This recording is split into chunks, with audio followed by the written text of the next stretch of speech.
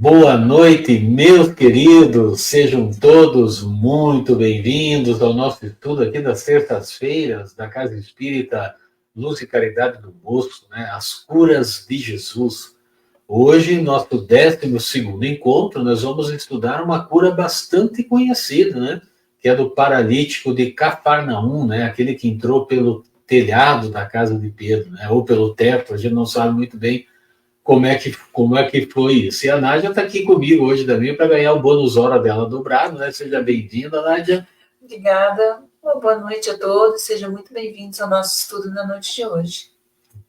E eu vou trazer o nosso povo aqui, olha aí. Nosso especialista já está aqui, a nossa querida Luciana, e o Roberto também, que vai fazer uma das preces, né? Sejam bem-vindos. Microfone fechado, Lu.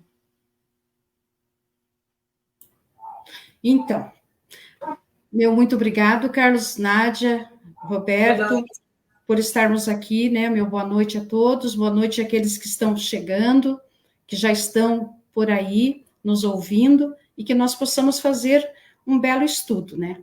E como especialista, vou precisar da ajuda dos universitários, né? Vamos ver se o pessoal do chat ajuda aí, né, Roberto? É isso aí, cara. Boa noite, Carlos, boa noite, Nádia. Boa noite. Boa noite a todos que estão aí conosco na nossa sala virtual, encarnados e desencarnados, porque não esqueçamos dos desencarnados também que estão aí, gente. Verdade. É verdade. Comenta-se que a proporção de desencarnados para encarnados em grupos de estudo e palestras são de 10-1, né? Então, aqui, nós quatro, mais os dois que acabaram de chegar no chat, a nossa querida Ivone e a Zilma, já somos 6, são 60 pessoas assistindo, olha só. É uma bela de uma responsabilidade, né? Então, sejam bem-vindos aqui à turma do chat. Vamos, então, para a nossa prece inicial? Vamos lá. Então, assim, serenando os nossos corações, acalmando as nossas mentes, buscando a sintonia com o Pai Maior, com Jesus, o Mestre Amado, que possamos ter uma noite de estudos, um momento de reflexões enriquecedoras a respeito dessas curas de Jesus, o Mestre querido que esteve entre nós e está sempre entre nós, nos ajudando, nos amparando. E os mentores amigos responsáveis também por essa atividade possam nos dar um suporte, um amparo, e ao nosso facilitador, né, o Carlos, para que tudo transcorra bem, em paz e harmonia, e que seja um estudo muito proveitoso para todos nós que estamos agora ao vivo, e também para aqueles que virão assistir mais tarde. Que Jesus abençoe a todos. E com essa prece, nós agradecemos a oportunidade de estarmos aqui e iniciamos, então, as nossas atividades. Que assim seja. Que assim seja. Então, gente, se vocês precisarem falar, né, chama o meu nome aqui que eu interrompo. Combinado? Combinado. Então tá, quem que chegou aqui? O meu querido Duvaldo França Vadão. Cara, que saudade de você, seja muito bem-vindo. A Rosélia, lá de São Paulo, né, de Valinhos, a Denise, a Wanda, a Vânia. A Vânia também aqui com a gente, olha que bacana. Que legal. Sejam todos muito bem-vindos. Vocês viram que a mulherada aqui está em maior número, né? Então, vamos ver se nós fazemos uma briguinha do bem aqui, vamos ver, né? Se a turma começa a aparecer. Cadê os meninos, né? Tem bastante menino aqui. Então, vamos virar a nossa figurinha e já vou ajeitar as minhas telas aqui também. Prontinho. Então, vamos lá. Gente, o estudo de hoje, ele baseia-se em Mateus e Marcos. E para quem deu uma lida nesse capítulo antes do nosso estudo, a gente vai perceber que o nosso querido Joaquim Neto, ele dá uma dica bastante importante ali, né, quando a gente estuda o Evangelho de Jesus, que a gente não se atenha a apenas uma tradução, né? Então é bacana isso, gente. Nós aqui, né, costumamos usar também o Novo Testamento na tradução do Haroldo Dutra Dias, porque é uma tradução bastante confiável, uma vez que ela foi feita direto do grego. Então tem menos intermediários, né? Porque muitas traduções do grego foram para o francês, do francês para o inglês, do inglês para o português. Então, às vezes, acontece, né, de ter alguma distorção. Mas é sempre bom a gente comparar, porque às vezes uma complementa a outra, né, no entendimento. E a Nádia e a Clara aqui comigo, a Clara também chegou, sejam bem-vindos.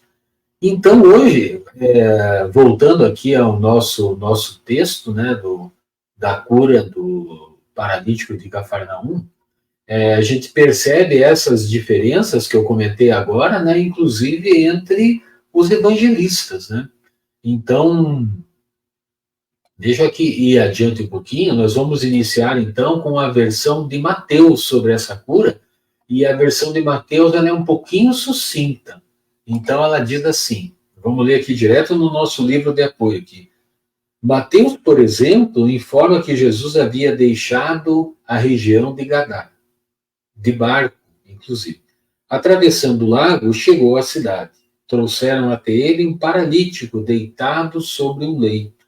Vendo o esforço dos companheiros que o carregavam, disse-lhe, anima-te, filho, os teus pecados estão perdoados.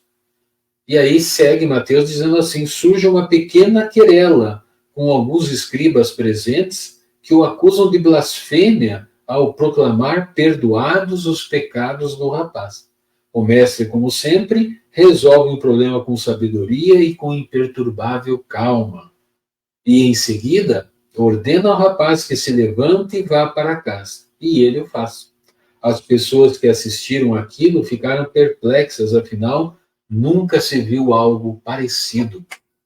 Interessante, porque essa versão de Mateus, gente, ela é bem diferente, né, das versões que a gente às vezes estuda, inclusive de Amélia Rodrigues, né? Então, é importante que a gente entenda um ponto que eu achei bastante interessante, que é o fato do Mateus parece não ter dado assim não se preocupou, não deu muita ênfase para a cura propriamente dita, mas ele se preocupou com a querela, né, com aquela encrenca que teve ali com esses escribas, né? E a gente precisa sempre levar em consideração, né, que os doutores da lei da época, eles eram mais afeitos à forma e às polêmicas religiosas do que à caridade em si, né? Então, eles estavam sempre preocupados com aquele formalismo e às vezes esqueciam do irmão que sofria, né? E com relação à caridade, eu lembrei de uma fala do benfeitor Emmanuel, que ele diz assim, quando a caridade é muito discutida, padece quem precisa. Olha que interessante, né, gente? A gente precisa tomar muito cuidado, às vezes, com relação a isso, né? Às vezes, as casas de oração gastam mais tempo discutindo a caridade do que efetivamente fazendo o seu trabalho, né? Então, fica aí uma luz, né, para que as pessoas se alertem para isso. Vamos adiante, então. Aí, na sequência, nós temos aqui a passagem do Marcos. E Marcos diz assim, de acordo com ele, depois de entrar em Cafarnaum, espalhou-se a notícia de que o mestre estava dentro de uma casa. A multidão acorreu para o endereço. Era tanta gente que não tinha lugar para quem quisesse ouvir o que ele ensinava, nem lá dentro e nem na porta de entrada. Gente, vamos nos lembrar, né, que os evangelhos não foram escritos de imediato, né, foram escritos depois, né, do retorno, da desencarnação, por assim dizer, de Jesus Cristo, né? Então, existem essas diferenças porque muita coisa surgiu de lembrança, né, de conversas com outras pessoas. Aí, seguindo, então, em Marcos, entra em cena, então, o grupo de amigos que carregava o paralítico. Esse paralítico tem nome, né, gente? É o Benamim Ben Elias. Esse é o nome dele. Estando a porta cheia de gente, deliberam subir pela escada lateral, que era comum nas casas da época. ao chegarem no teto, que era plano, pois os hebreus gostavam de fazer refeições ali, removem uma parte, improvisando espécie de clarabóia. Com isso, conseguem visualizar onde o mestre estava e descem o paralítico até ele. O desfecho é idêntico à narrativa de Mateus, que é a parte mais importante, né, gente? Os acontecimentos ou a ordem deles, às vezes ficam prejudicados em função dessa memória, né? Mas, por outro lado, o desfecho é muito importante, né? Então, além da cura propriamente dita, nós temos aqui, assim, num primeiro momento, o valor da amizade, né? Então, o amor e a fé firme daqueles amigos que não desistiram em levar o sofredor até a presença de Jesus. Então, olha que eles já estavam carregando, né, o paralítico numa maca, e daí não conseguiram entrar pela porta, subiram, desceram. Então, foi um trabalho em conjunto, mas que só foi possível porque existia aquele amor entre eles, né? Então, nem mesmo a multidão que impedia a passagem foi capaz de impedir aquele ímpeto de amor e fé. E o Magela chegou, a Elisa também, sejam bem-vindos. E o autor, então, faz uma ressalva. Vamos ver, se efetivamente queremos o auxílio do alto, o amor é o único caminho. Bacana isso, porque o amor, em seu mais elevado significado, ele movimenta as energias do universo na direção do bem. É importante a gente pensar nisso, né? O amor, no seu mais alto significado, talvez não seja ainda compreensível para nós, que seria aquele amor de Jesus, né? Aquele amor que Jesus disse, amem-se como eu vos amei. Né? Nós vamos demorar um tanto ainda para compreender esse amor e colocá-lo em prática. Né? Mas, de qualquer forma, importa saber que esse tipo de amor, né, que é um amor mais pleno, ele movimenta, então, essas energias do bem. Né? Muito mais do que o amor curtinho, assim, por assim dizer, que nós ainda temos conhecimento, né? Mas que também funciona, mas não com a plenitude desse amor elevado. Né? E a Ade também chegou, seja bem-vinda, Ade querida. E Kardec nos esclarece em A Gênese, no capítulo 15, gente. O capítulo 15 é intitulado Os Milagres do Evangelho. No subitem As Curas, no item 15 desse capítulo, sobre aquelas palavras de Jesus que chocaram os escribas. Então, quais foram, lembram? Teus pecados estão perdoados. Os escribas ficaram quase doentes por causa disso. Então, vamos lá, em A Gênese diz assim: os males e aflições da vida são muitas vezes expiações do passado, bem como que sofremos na vida presente as consequências das faltas que cometemos em existência anterior, e assim, até que tenhamos pago a dívida de nossas imperfeições, pois que as existências são solidárias umas com as outras. Então, nós estamos usando aqui a tradição oficial da FEB, que é de Guilherme Ribeiro. Aí vocês estiverem acompanhando no livro, vocês vão ver que tem umas pequenas diferenças, né? Então, já usando a lição do nosso querido Joaquim, de usar, às vezes, mais de uma tradução para a gente ir entendendo melhor. Mas, neste caso, gente, o entendimento é o mesmo. Tá? Por que eu disse neste caso? Porque quando a gente sai do oficial e vai para o paralelo, né, acontece que às vezes lá a interpretação é o contrário, então precisa tomar muito cuidado. É sempre bom ter a versão oficial em mãos para comparar e, na dúvida, fica com a versão oficial. Então, meus queridos, certamente que Jesus não era o homem, né? Jesus não era Deus, né? Mas o Filho muito próximo dele, de forma que sua conexão direta com o Pai lhe proporcionava a intuição com a qual o celeste amigo fazia seu merchandising, né, gente? Porque as curas de Jesus era propaganda, né? Para que ele entrasse com os ensinamentos, né? Importante ele chamava a atenção das pessoas para daí colocar o ensinamento. As curas eram apenas o chamariz para que o povo prestasse atenção aos ensinos. Muito mais importante, meus queridos, que o fenômeno, né? Então, aqui, o perdão dos erros cometidos por Natanael foi possível graças à misericórdia divina, que o liberou de sua expiação. Então, como diz André Luiz em o livro Ação e Reação, já falei aqui, vamos repetir, a gente não cansa de repetir, é importante, né? Não fosse a misericórdia divina, não daríamos conta da lei de causa e efeito.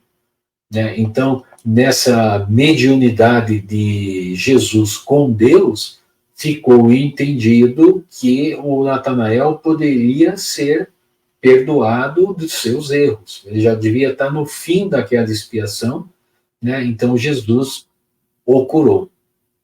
Depois vocês me façam lembrar, lá no finalzinho, se der tempo, eu vou falar um pouquinho da Amélia Rodrigues sobre isso.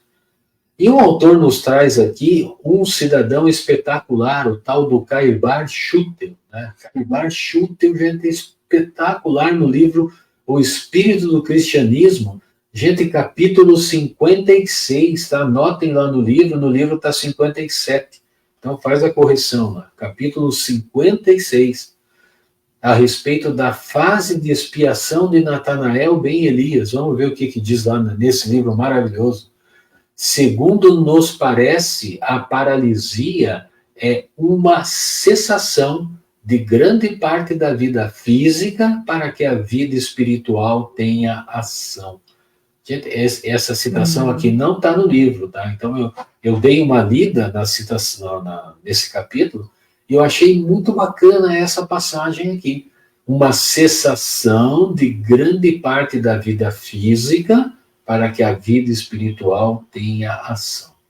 Então, isso é muito importante, gente. Existem certos espíritos que têm que passar por essas dificuldades na vida física, né?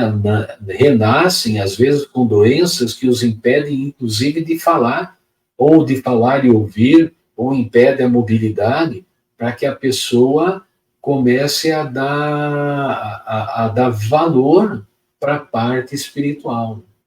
Carlos. Oi, Roberto. Só pegando um gancho aí nessa frase que você colocou aí, muitas vezes a gente estudando percebe que o espírito ele tem que ser contido de alguma forma, em algum momento da sua caminhada, justamente para não fazer para não contrair outras dívidas, né? Então é por isso que quando ele se encontra nessa situação de paralisia, ele se mantém impedido de fazer certas coisas, e é nesse momento que ele vai se ligar com o lado espiritual, porque ele vai pensar por que ele está naquela situação, ele vai pensar, porque muita gente pensa assim, né, por que Deus me permitiu estar assim. Na verdade, Deus não é Deus que permite, né? Ele está ali cumprindo, né, sanar débitos adquiridos. Mas se ele tivesse um corpo normal, um corpo são, talvez ele se esquecesse dessa parte espiritual e fosse ainda cometer novos desatinos por aí. Cometendo erros, às vezes, até mais graves, né, Roberto? Então, né, por isso que a gente não deve ter pena, nem dó, né, das pessoas que têm, às vezes, alguma dificuldade, porque é cada um conforme as suas obras, né? Misericórdia, né? Ter misericórdia. Se a misericórdia não existisse, principalmente a divina, o Natanael não seria curado, né? Então, assim, quando há uma chance de trocar todo o mal por um movimento no bem, é dada essa possibilidade, né, para o espírito, né? Ele tem que aproveitar. Na verdade, a Amélia Rodrigues, ela nos fala que parece que o Natanael não aproveitou muito bem, mas depois eu comento isso mais no final, a respeito disso, porque tem todo esse risco, né? Quando Jesus curava, lembra que Jesus, alguns ele não curou, né? Os discípulos até falaram, por que você não curou aquela pessoa? Assim, aquela não podia curar. Então não estava na época ainda, o cidadão não estava maduro, né, o suficiente para ser curado. Mas muitos estavam, alguns aproveitaram a oportunidade, né? Beleza? Vamos para frente, então? Então vamos adiante. Agora vamos aqui na citação que está no nosso livro, né? Diz assim: de modo que, enfermo há muitos anos, o paralítico, retirado das atrações mundanas, teve de se adaptar a uma outra vida, e, como se achava isolado e sentia-se oprimido, foi se orientando para Deus. Veio-lhe então a fé, e uma moral libertadora o envolveu aos poucos, até que, no momento em que foi apresentado a Jesus, já estava apto para receber o perdão da imortalidade em que se mantivera. Olha que legal, né, gente? Então, o cidadão agora estava suscetível, né? A fluidoterapia do Mestre Amado podia curá-lo naquele momento. E Schutel afirma aqui de forma veemente, ele diz assim: permanência numa crença cega que não permite o progresso, ou a permanência, faltou ali, numa crença cega que não permite o progresso, que não ilumina, que não consola, que não orienta o futuro, é uma paralisação do espírito. Gente, pensemos nisso, né? Pensemos nisso, né? A gente precisa começar a questionar certos dogmas que existem por aí, para que a gente possa, né, ou para que se possa buscar o entendimento da verdade, né, aquela verdade com V maiúsculo, né? Então, é importante, às vezes, a gente não permanecer, né, numa crença cega, né? A gente está sempre procurando, e essa é a função da doutrina espírita, né? É retirar o véu que encobre muitas dessas afirmações que o pessoal, para fugir do assunto, diz assim: ou você acredita ou você cai fora, né? E a pessoa acaba achando que acredita, ou fica quieta, pelo menos, porque às vezes a família inteira é da mesma religião, o cidadão não quer contrariar ninguém, mas a gente precisa se lembrar também das palavras de Jesus, né? Que ele veio trazer a espada, né? E nesse sentido, ele veio para jogar pai contra filho, filho contra mãe, assim como Jesus falou, né? Por quê? Porque vai haver uma desavença dentro da própria casa quando a pessoa quisesse colocar o amor junto àquelas leis de Moisés, né?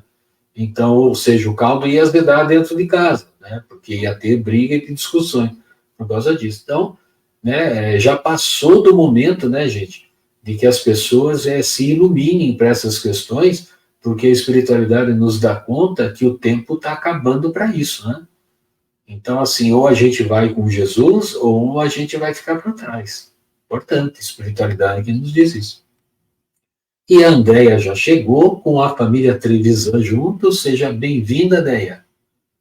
Então, logo, né, a dor, vamos falar um pouquinho da dor agora, tem o poder de erguer a alma, né?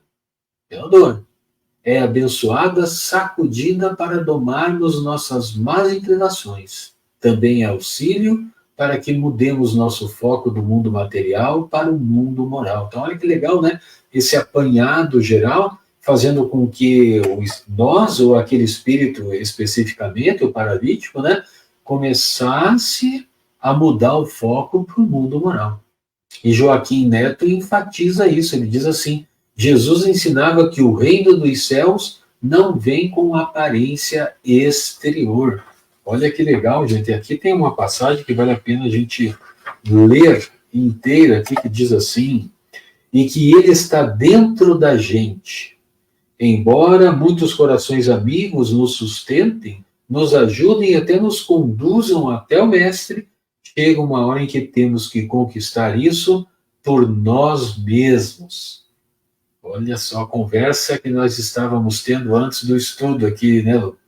A cada um segundo suas obras, ensina o texto sagrado. Então, as coisas do mundo, né, são importantes para a manutenção do nosso corpo físico. Porém, as coisas do mundo são insuficientes para o crescimento do nosso espírito, que precisa, né, gente, daquela água viva, né? Lembra daquela conversa de Jesus com a samaritana na beira do poço de Jacó, né? Então, nosso espírito precisa da água viva para libertar-se dos grilhões, dos sofrimentos causados, gente, pelas paixões, pelo orgulho e seus parentes próximos, né, a vaidade e tudo mais. Então a gente precisa ir se livrando, dominando nessas paixões. E o autor aduz dizendo assim: gradativamente, por meio da vivência do Evangelho e do ensino dos espíritos superiores, devemos ir modificando nossos pontos de vista em relação à vida, apreciando as coisas de mais alto e encontrando forças para o esforço individual intransferível de renovação dos próprios sentimentos, pensamentos e atitudes. Gente, essa aqui é o momento que, se a gente estivesse no presencial, alguém ia tirar uma foto desse slide.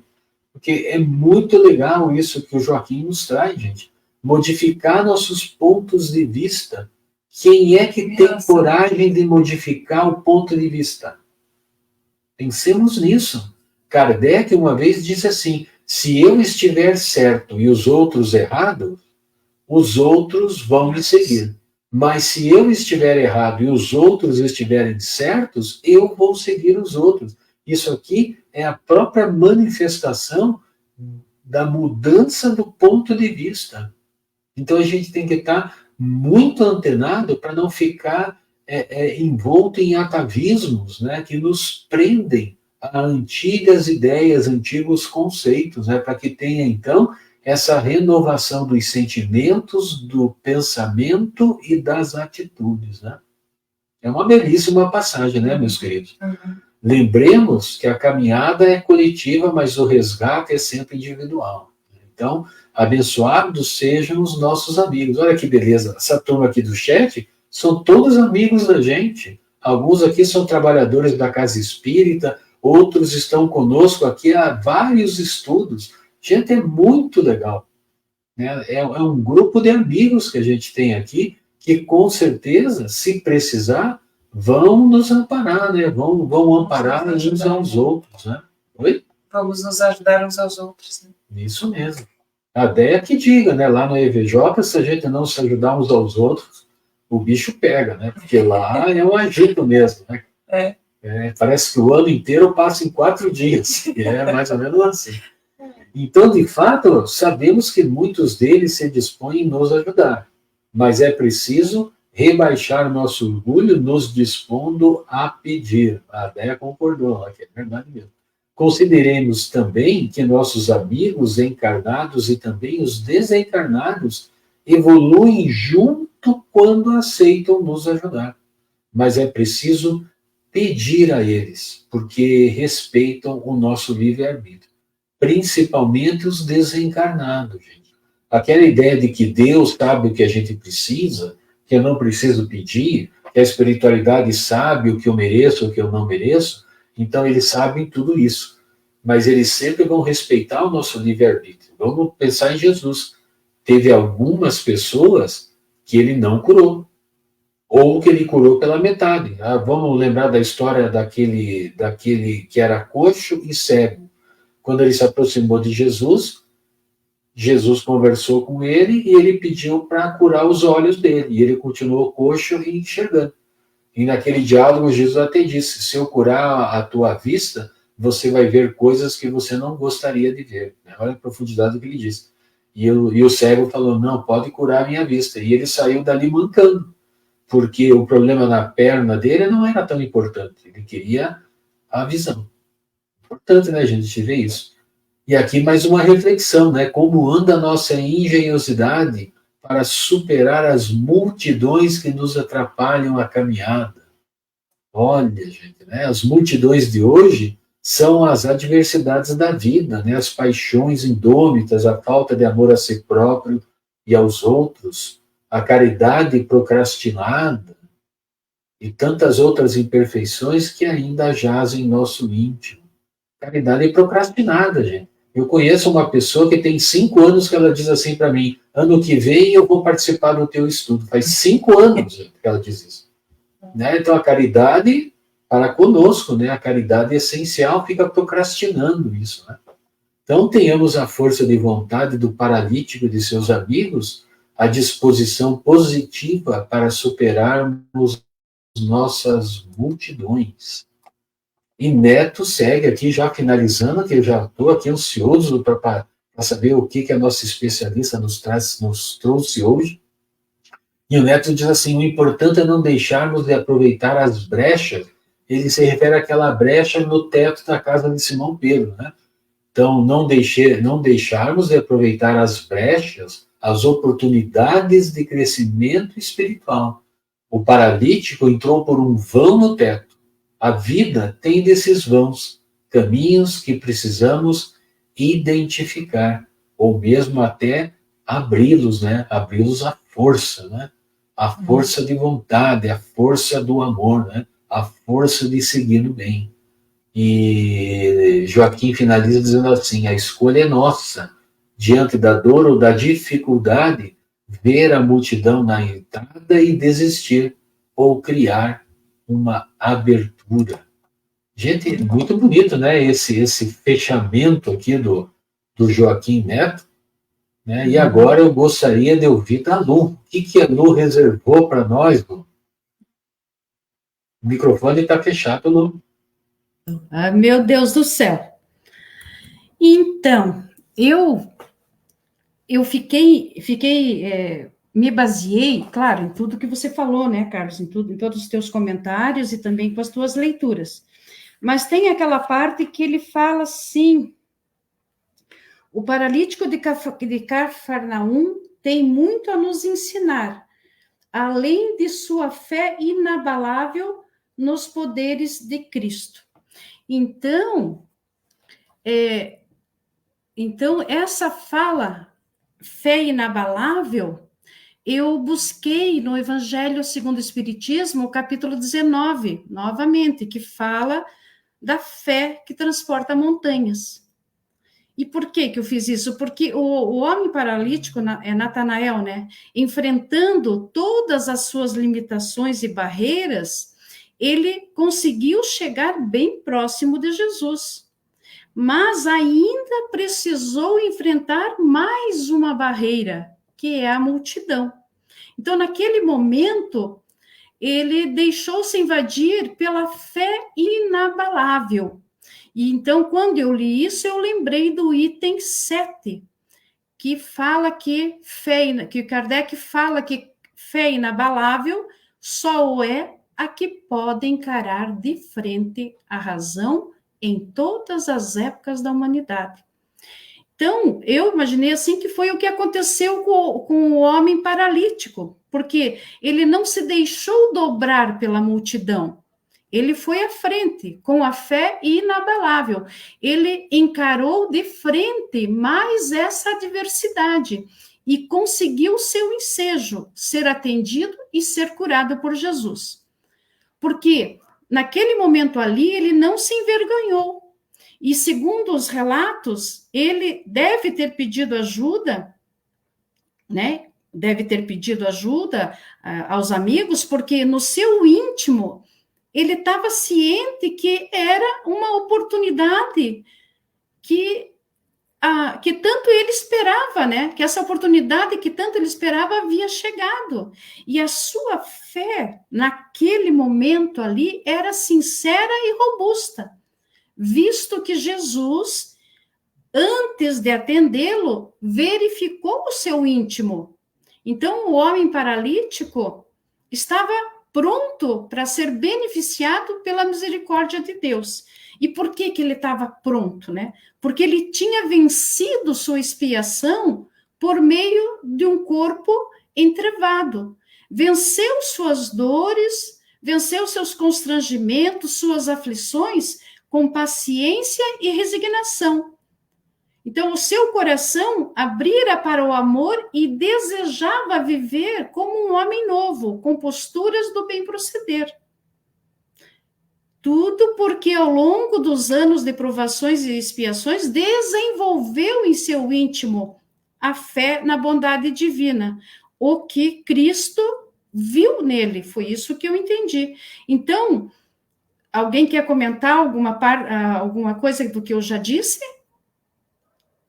Não, eu achei legal você falar sobre a fé do Natanael e me veio aqui na cabeça o fato de que a fé dele estava amparada também na fé dos amigos que o carregavam, né?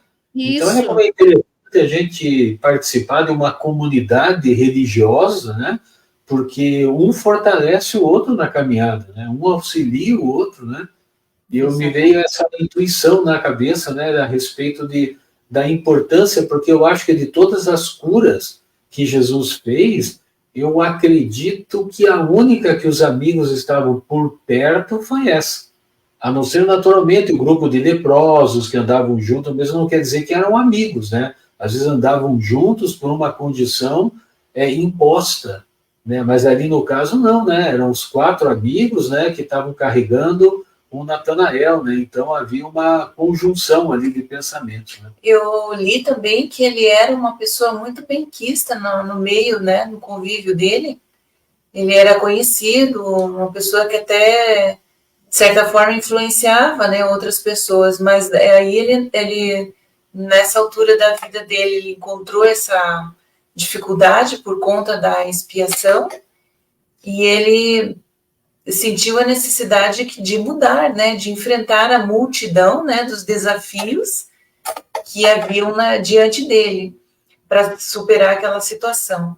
E aí, como ele tinha amigos, os amigos o ajudaram também elevando a vibração, que é a analogia que faz ali com subiram, né, acharam uma brecha subindo, que significa, né, numa interpretação assim, por analogia, elevaram as vibrações para que ele, né, ainda cristalizado naqueles pensamentos negativos que o levaram àquela doença, aquela paralisia, né, aquela cristalização de pensamento numa vibração mais negativa, digamos assim, né, da própria doença, da própria dificuldade dele, mas desse conjunto de ações fizeram com que ele conseguisse também se elevar para poder chegar mais perto a Jesus e ali absorver, né, as vibrações magnéticas do mestre e depois descer, né, nesses movimentos, ser descido novamente ao piso ali, para que ele pudesse estar mais apto a receber justamente o magnetismo e a ajuda de Jesus naquela situação toda, né? Tanto que ele recebeu primeiro o perdão, né, da sua paralisia, né, da sua cristalização espiritual, digamos assim, em atitudes ou situações negativas, para depois ele poder ter esse reflexo no seu corpo físico, conseguindo então novamente andar, né, e pegar ali a sua maca ali, a sua esteira, né, para seguir em frente. Né? Como algumas traduções. Então, são vários entendimentos aí que eu acho muito rico também, isso tudo, né? Primeiro, você ter um movimento de elevar, né? De se elevar, enfim. É muito bacana isso daí. E nesse movimento que você fala, Nádia, ele demonstrou que ele não queria adiar o seu atendimento, né? Ele deixou de lado qualquer fagulha de orgulho no subir, sim, né? Que ainda poderia ter, mas ele assim mesmo não hesitou, né? E pediu e aceitou a ajuda dos amigos, deixando-se ser conduzido, né? Olha a humildade naquele momento. E você falando aí, me lembrei que eu queria também comentar com vocês, assim, né? Em outros estudos a respeito dessa passagem também, a lição para nós de que não é vergonha você pedir ajuda quando você está precisando, né? Não é covardia, na verdade é um ato de coragem quando a gente pede ajuda em momentos que nós estamos realmente precisando e que não sozinhos muitas vezes não vamos conseguir, né? Então é um ato de coragem pedir ajuda, não é um ato vergonhoso de covardia, né? É verdade. E quando ele aceitou a ajuda dos amigos, eu pensei, sabe, no Livro dos Espíritos, no capítulo da Lei de Sociedade, a pergunta 767, que Kardec fala que por instinto os homens buscam a sociedade e todos devem concorrer para o progresso, auxiliando-se mutuamente. Na verdade, quem disse foram os espíritos, e Kardec comentou na 768 que, mediante a união social, é que unimos as nossas faculdades complementando-nos, né? Então, um vai auxiliando o outro de acordo com as necessidades do outro e vice-versa, né? Isso aí, né, nos mostrou, né, que é necessário que sejamos humildes e aceitemos ajuda quando nos depararmos com nossas provas e nossas expiações e nossas dores, né? E essa ajuda nos fará redirecionar os nossos pensamentos, né? Redirecionar as nossas ações para coisas saudáveis, porque durante todo esse tempo, como você disse, que ele foi benquisto, ele veio fortalecendo não só ele, mas aos outros que estavam ao lado dele, né? E a gente sabe que tudo passa, né? São situações transitórias necessárias para o nosso crescimento moral e espiritual.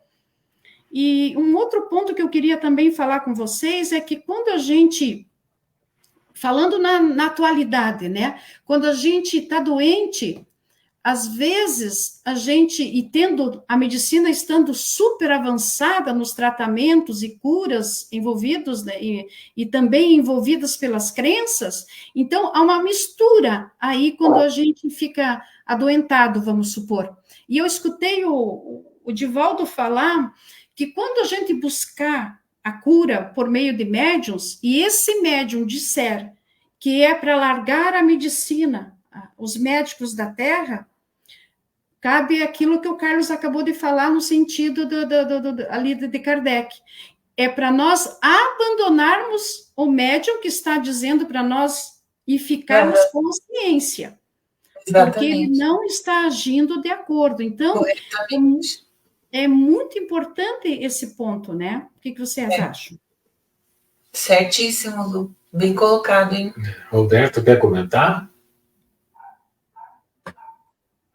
Olha, eu quero parabenizar vocês aí pela análise do capítulo de hoje. Foram bem pontuais, foram bastante assertivos, né?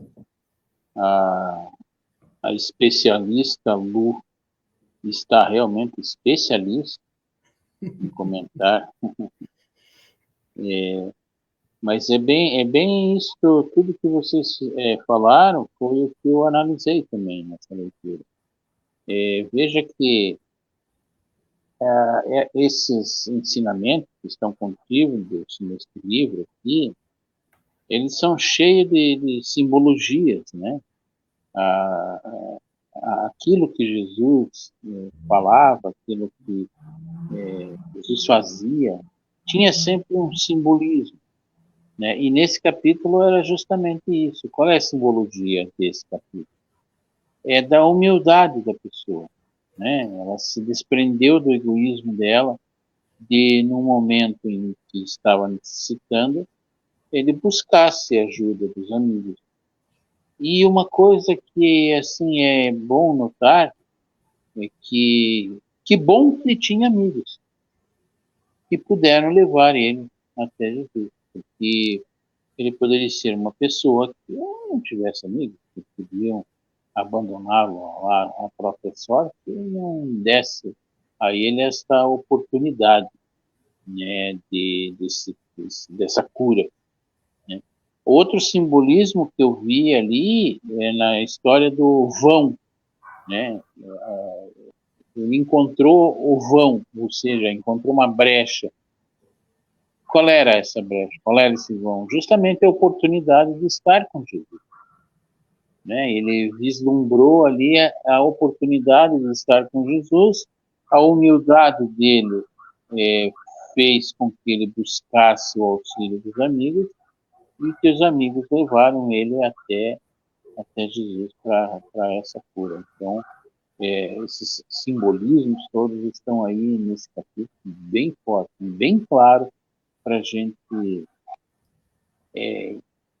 entender, né, que muitas vezes a gente sozinho não faz nada, é preciso que a gente tenha amigos, é preciso que a gente tenha pessoas em quem a gente confie e que vá buscar nessas pessoas, né, aquele, entre aspas, né, tratamento, né, aquele auxílio, né, porque muitas vezes, aqui no caso era um paralítico, mas poderia ser uma outra situação qualquer, poderia ser uma pessoa com depressão, poderia ser uma pessoa com câncer, poderia ser uma pessoa com uma simples gripe, não importa, né? Mas ele vislumbrou, ele viu este vão ali e ele pôde aproveitar para ir em busca do tratamento, do auxílio, né?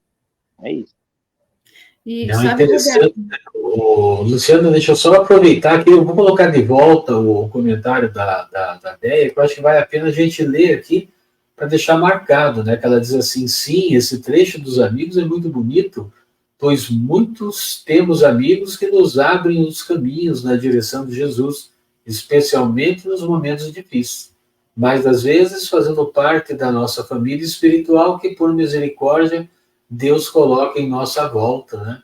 E a família espiritual, geralmente, ela reencarna muito pertinho do outro, né?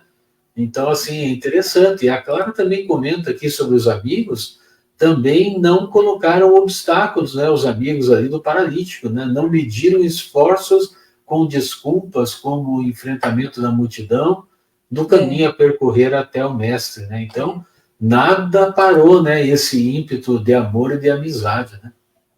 É porque o que a gente vê normalmente, né? Isso às vezes, falando um pouco por mim, quando a gente enfrenta as adversidades, parece que a gente cega para essas brechas.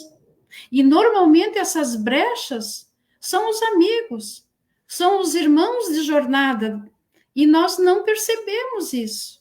Ficamos ainda envolvidos com aqueles sentimentos, aquele sentimento de perda, de como é que diz, de não ter alcançado aquilo que desejava, então se frustrou, e mediante isso, ele parte para outros caminhos, né? Então, eu penso que os amigos, eles vêm nesses momentos, nos estender as mãos, né? Eu lembro do Roberto, quando fala em estender as mãos. Então, assim, às vezes, é tão lógico isso, e às vezes a gente vê no outro isso, mas acontece com a gente mesmo. Em pequenas proporções ou em grandes proporções, né?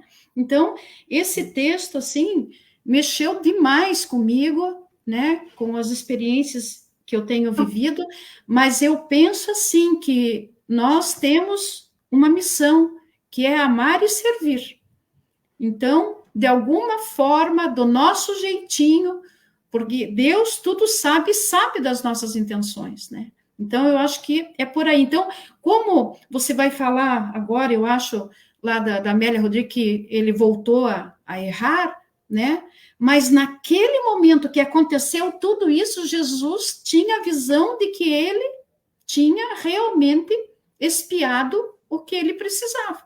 Agora, o depois é o livre-arbítrio novamente, né? Entende? Então, é isso. Muito obrigada. E você comentou, né, Lu, do amar e servir, né? Então, quando a gente ama e serve os nossos amigos, nós também, né, abrimos essa oportunidade para que eles também amem e sirvam, né? E não só a nós, né? Mas é um exercício, porque o amor, ele é universal, né? Mas a gente tem que começar amando aqueles que estão bem próximos da gente, né? Então, a gente começa exercitando o amor na própria família, né? Muita gente diz assim: Deus do céu, eu não aguento meu pai, não aguento meu irmão, né? Mas, assim, é ali que a gente faz o exercício do amor, né? Porque se aquele pai, se aquele irmão está perto da gente, é porque tem um motivo, né? Sabe Deus se nós não demos causa, às vezes, né, de tê-los perto, né? Então, a gente tem que exercitar né? o amor sempre, né? Queria comentar alguma coisa? Não. Tá tranquilo. Então, meus queridos, a gente já está com o tempo estourado, mas deixa eu contar para vocês aqui. A gente sempre estoura o tempo, né? Mas eu vou contar uma historinha rápida, né? A respeito do Natanael, o paralítico de Cafarnaum, numa das obras da Amélia Rodrigues, que a Amélia Rodrigues ela teve a visão das paisagens de Jesus, né, das telas mentais de Jesus para escrever os livros dela, né? Então, olha que, né, que não é qualquer coisa, né, ter acesso a essas informações, a essa biblioteca, né, que está no espaço.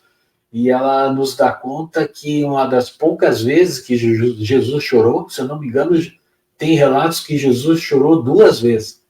E uma dessas foi no final daquela tarde, onde estava todo mundo suarento, cansado.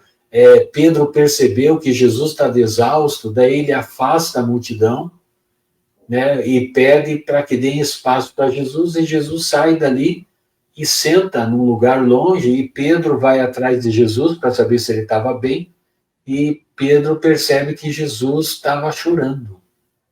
E daí Pedro pergunta, né, mas por que choras, mestre? Né? Foram tantas curas, foram tantas coisas boas, né? Choras por mim, por algum erro que eu cometi? Ele falou, não, eu choro por aquele irmão que eu curei e que nesse momento ele está se vangloriando em uma casa com mulheres a respeito da cura que recebeu. Então você vê que, apesar de todo o merecimento que o Natanael tinha, né, ele ainda derrapava nas más inclinações, né? Quando ele teve a oportunidade, ele voltou para uma parte daquela vida que ele tinha antes, né? Porque a paralisia veio depois, né? Não era uma paralisia de nascença. Então fica aí o recado da nossa querida Bélia Rodrigues, né? Para que a gente dome as más inclinações e as mantenha domadas, né? Porque é um processo, né? Que parece que não acaba nunca. Entra naquilo que o Roberto falou, né? Que às vezes a expiação vem, a dor vem, para que ele não faça mais coisas, né? E aí, como a Amélia Rodrigues falou, na primeira oportunidade que ele teve, tudo aquilo de bom que nós falamos do Natanael ficou para trás e ele seguiu, né, fazendo as coisas mundanas, né, da terra, né, aceitando, né. Talvez é por isso que Jesus dizia, né? Vai e não peques mais, né? Porque Para que não aconteça coisa pior, né? Ele sabia que a gente é suscetível de derrapar e cair no mesmo erro. Né? Ficar de novo paralisado nas dificuldades. Exatamente. Bem, gente, vamos então para a nossa prece final. Daí, se alguém escrever mais alguma coisa no chat, a gente volta ali no chat. Vamos? Vamos lá. Então, vamos, assim, quem desejar, cerrar os olhos e levantar o pensamento até o Mestre Jesus para buscarmos nele, como amigo que é de todos nós, forças para seguirmos nessa nossa caminhada, nos livrando das nossas mazelas, das nossas deficiências morais, buscando no amigo Jesus a paz que nos traga condições de reflexão. Reflexões essas que possam nos transformar. Que saibamos agradecer o auxílio que recebemos dos nossos amigos, dos nossos parentes, principalmente valorizando este auxílio, pois sabemos que na maioria das vezes isso é feito pelo ato de amor. Então, que Jesus, na sua imensurável amizade por nós, esteja sempre nos oferecendo a mão, para que, em todas as vezes que precisarmos, possamos apertar a sua mão e dizer: obrigado, amigo, obrigado por tudo aquilo que você nos traz. Que a paz de Cristo esteja conosco hoje e sempre. Que assim seja.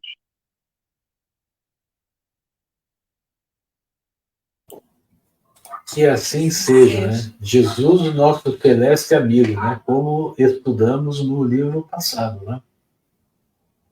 Muito bom.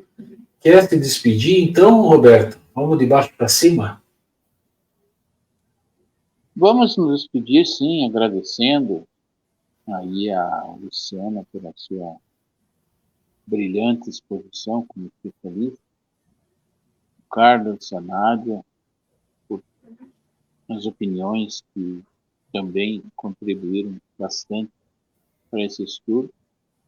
Agradecer a todos os participantes dessa sala virtual, com suas opiniões, com suas impressões, e agradecer também esses amigos espirituais que estiveram aqui conosco, que estão ainda conosco, para que nos deem suporte, equilíbrio, harmonia, para prosseguirmos nesses estudos todas as terças-feiras. Muito obrigado a vocês e uma boa noite a todos. Eu agradeço pela oportunidade, agradeço a você, Roberto, ao Carlos, a Nádia, pelo carinho de estarmos todos juntos, envolvidos por esses ensinamentos de Jesus, e que esses ensinamentos não fiquem só na teoria, porque eu andei falando aí nas últimas palestras de que o mensageiro é apenas alto-falante, né? Então, a gente precisa ser a mensagem, né? Praticar, né? Então, que cada vez mais o estudo nos proporcione essa separação entre mensagem e mensageiro, né? Que Deus nos abençoe a todos do grupo e muito obrigado por mais essa oportunidade. Valeu, Nádia. Boa noite a todos, fiquem com Deus, né? Que esses ensinamentos fiquem em nossos corações, nossas mentes e nos ajudem em nossa conduta também, na nossa vida, né? Que Deus abençoe cada um e até a próxima semana. É sempre muito bom, né, gente, estarmos juntos, né? É aquilo que eu sempre digo, né? Eu gosto de reforçar, já reforçamos várias vezes, né, que o pessoal deve participar aqui com as preces, com especialistas, né? São oportunidades dadas a todos aqui do grupo. Gente, todo mundo sabe fazer um Pai Nosso, então vamos lá, vamos participar, porque isso é bom para nós, é bom para aqueles que participam, né? Então é sempre muito legal estarmos juntos, né? Eu agradeço sempre de coração, naturalmente, aqueles que se propõem a ganhar o bônus hora dobrado, né? Estão aqui. Então fica aí o convite, né? Vamos desbancar essa turma aí que está sempre aparecendo. Não né? vem querer pedir bônus para mim lá no plano espiritual. Eu vou pedir. Dá um crédito aí. Isso aí, gente. Um beijo, um abraço, até terça que vem. Tchau, tchau.